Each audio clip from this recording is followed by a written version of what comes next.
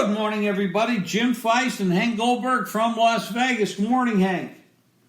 Morning, Jim. How was your weekend? I won a little bit. I had a couple of tough beats. In the contest. I had Pittsburgh, and I was done as soon as they were ahead by 4 points when Roethlisberger went down, and that was the end of that. And I had a tough beat with Philadelphia. I thought Wentz played a terrible game. He was way off for most of the game. I don't know what happened to him. And Aguilar should have caught that pass that he threw him at the end of the game, where they could have won it. And Ertz, for some reason, doesn't get the first down. I think they could have won that game. And, because, Atlanta, they had Ryan had his usual 3 interceptions, and Atlanta was ripe for the taking in that game. So I wound up 3-2 in the contest, and I thought I was going to wind up 4-1 there for a while, despite the Pittsburgh loss. But Pittsburgh has no chance without Roethlisberger, and their season's over. There was a couple other games that Minnesota bothered me because, it's the same old story with them. Green Bay gets off to a 21-0 lead. Minnesota's defense comes to life. Green Bay doesn't score after the first half, and Minnesota comes back, and they forget to give the ball to the running back when they had a chance to go ahead, and they get the ball down, near the goal line at the end with a chance to go ahead and win the game. And instead of relying on their running game, which they're supposed to do, once again, Cousins throws into double coverage in the corner of the end zone and gets intercepted. And then, they had a chance to pull that game out. Yeah, it's pretty amazing. I mean, Green Bay scored a quick 21 points, and then they did nothing offensively. Yeah. And that's Minnesota's defense is good. And they're capable of stopping any team. But Cousins, he's a Jekyll and Hyde. He made some great throws in the game, and then he makes some big mistakes in the game. And they also had a ton of penalties against him. Officials had a bad game. There were so many bad calls yesterday. It was ridiculous. The officials killed the Saints again. And I don't blame Peyton for sounding off afterwards. I mean, they had some horrible calls go against them.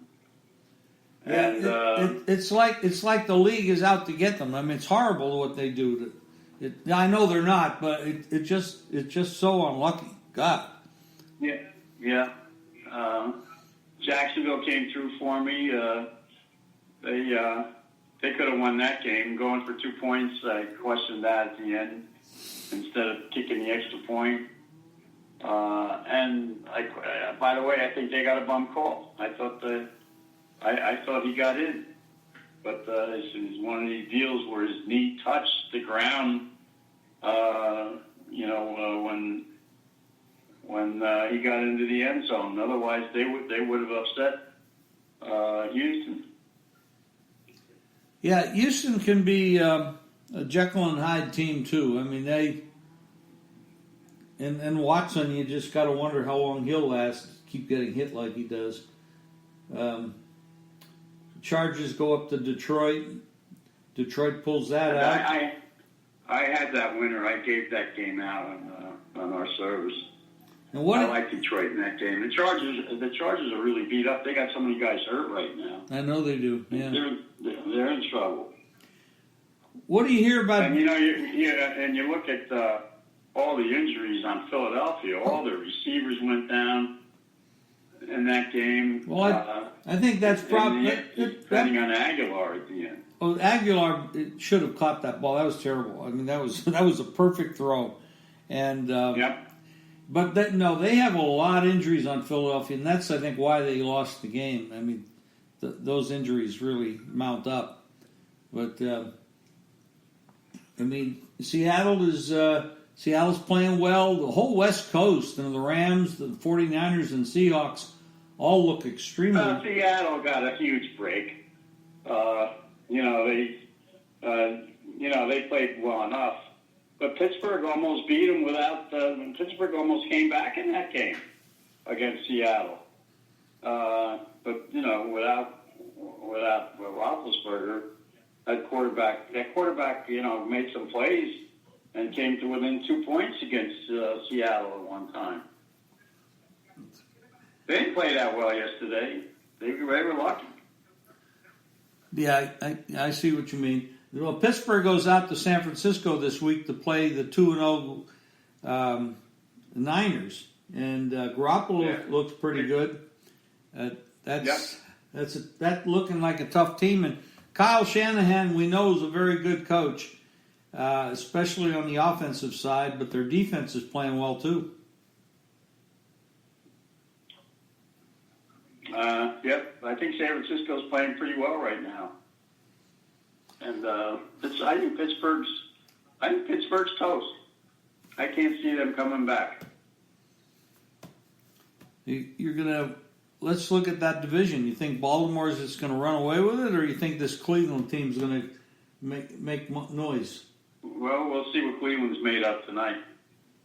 Yeah, it's going to be interesting. And Cleveland's got a very tough schedule coming up. They do. Well, if they lose tonight, they might go 0-6 to start the season. Because they got to host the Rams next week. So that's tough. Yeah. You got anything special going on this week, Hank? I think it's a good card this week. Very playable. It's a lot of games I'm going to like in the NFL. Outside of that, there's nothing special. No. There's a couple good college matchups this week. Last weekend's college schedule was nothing special. But the top teams are very dominant right now. And although I'll tell you something, Alabama did not cover. I think they're the only ones among the top teams that did not. And but as far as that goes, the NFL has got all the interest right now, and you got to wonder about these teams that are getting battered. I mean, quarterbacks are dropping like flies. And but I think that the Saints could be okay with Teddy Bridgewater.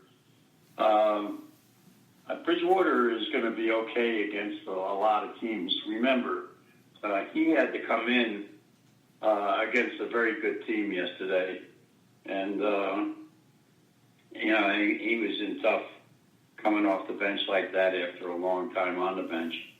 And I think that now that he has a chance to work with the first team, I don't think he's that bad a replacement of all the guys who are going with backup quarterbacks right now. No, as a backup quarterback, he's right near the top of the list. He's very good. He should perform well, and he's not going to be Breeze, and there aren't too many guys out there that like Breeze.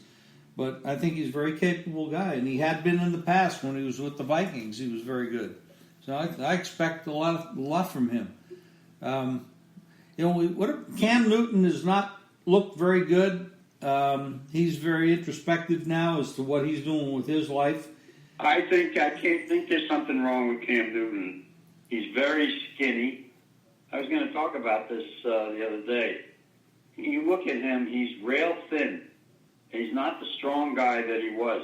Can't gain a yard anymore. He's lost it with his legs. His arm is not strong anymore, and they're in real trouble. I think they should mention. I think they've got a couple of alternatives there. They've got the rookie from West Virginia, and they've got more. And I think it's time to bench Cam. He doesn't have it. It's done. How about Adam Vinatieri? I don't know what he did yesterday. He's not. He did it again. He did not kick well. He was. They won anyway, but he is really missing. And he's supposed to have a press conference this morning. Yeah. Well, he's old now. He may be done too. Boy, I tell you, they're dropping like flies. Well, when you get to be that age, though, I mean, at some point you can lose it. Yeah, that's very true.